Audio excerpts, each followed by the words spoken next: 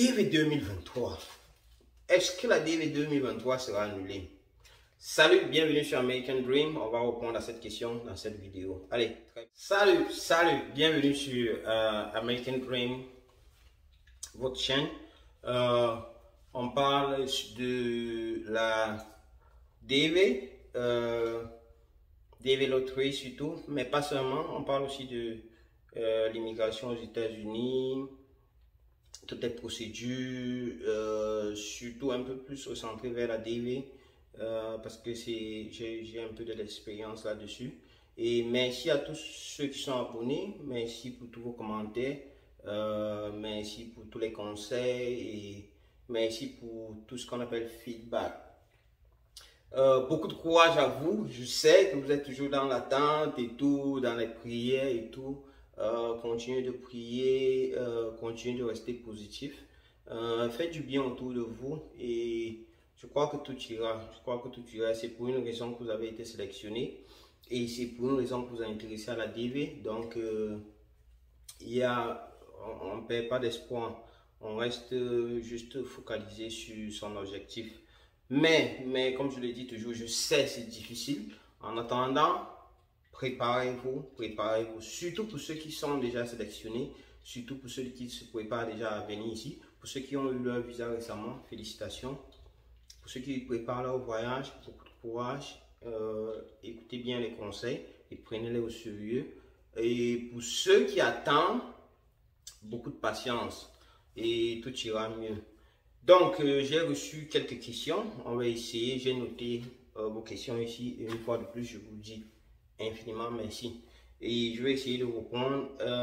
L'une des premières questions que j'avais notées, c'était: est-ce que la DV 2022 est affectée par le procès de 2020-2021? Non. DV, j'arrive pas à parler. DV 2022 n'est pas affectée. Si vous aviez suivi dans les vidéos précédentes et lors du procès, l'inquiétude du département d'État était que, puisqu'ils ont déjà sélectionné les DV 2022, ils ne voudraient pas que le retard accusé par le problème de DV 2020 et le retard de 2021 affecte 2022. Donc leur souci, c'est de faire que DV 2022 se passe sans problème. Et on espère, on croise les doigts, parce que je sais que beaucoup parmi vous attendent encore la réponse pour pouvoir envoyer les documents. Et j'estime qu'il y a encore un peu de temps. Et on espère que les réponses vont commencer à tomber peut-être cette semaine ou la semaine prochaine. Au moins avant mi-août. On espère vraiment. On croise vraiment les doigts. Et l'autre question, c'était DV 2023 annulé? Non. Vous savez, on n'annule pas la DV aussi simplement. Sans entrer dans la politique d'ici, vous savez, l'ancien président ici n'avait jamais aimé la DV. Donc, c'est vrai que c'est à cause du Covid, tout ce qui arrive, mais c'est surtout à cause du fait qu'il n'avait jamais, il n'était jamais pour la DV. Si vous aviez suivi ses discours avant, il a toujours demandé qu'on annule la DV. Il voulait une autre forme d'immigration, mais puisque c'est pas le président seul qui prend la décision d'annuler la DV, voilà pourquoi la DV n'était pas annulée. Ils sont passés par des choses autour pour essayer de contrer la DV. Mais la DV, si elle doit être annulée, ça doit aller par le Congrès. C'est comme ça que ça se passe. Donc, pensez que le département d'État peut juste décider d'annuler la DV. Non, ça ne dépend pas d'eux. Ils ne peuvent pas annuler la DV. Donc, la DV 2023 ne sera pas annulée, à moins qu'il y ait une loi ou quoi que ce soit. Mais tel que je vois les choses, je ne vois pas ça aller du jour au lendemain. Les lois ne se votent pas comme ça du jour au lendemain. Donc, pour l'instant, non. DV 2023 ne sera pas annulée. Par contre, si c'est par rapport à ce que vous avez suivi pendant le procès, juste pour expliquer, la proposition était de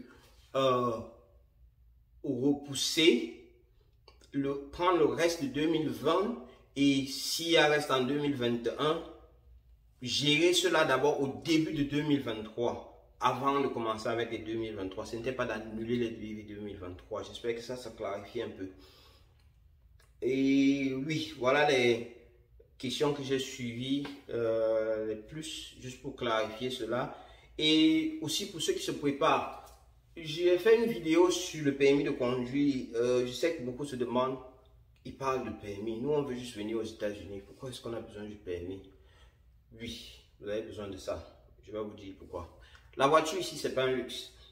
Je sais qu'en Afrique, je me rappelle quand j'étais au lycée, quand j'avais l'occasion de glisser les clés de la voiture de mes parents et aller au lycée, tu voulais là avec la musique et tout le monde te regardait, les filles et tout. Ici, c'est pas un luxe. Vous allez même passer dans votre grosse voiture. Là, déjà, personne ne vous regarde, personne n'a votre temps. La voiture, c'est une nécessité.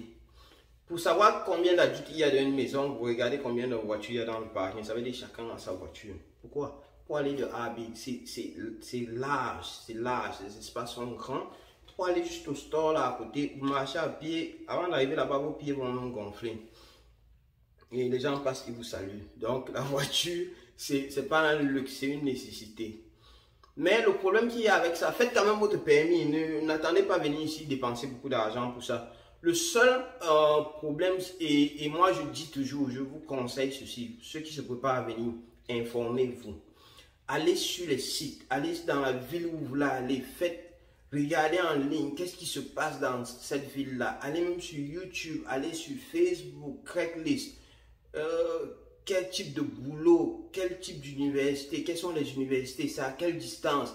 Prenez l'adresse de votre sponsor, allez sur Google Maps. Essayez de voir là où c'est localisé, quels sont les magasins à côté, quelles sont les universités à côté. Préparez-vous même dans la tête. Ne venez pas ici souffrir psychologiquement parce que quand vous arrivez ici, tout est grand, tout est différent. Vous vous demandez, mais comment je fais? Vous allez attendre que votre sponsor rentre du travail. Parfois, vous arrivez chez quelqu'un qui travaille toute la nuit.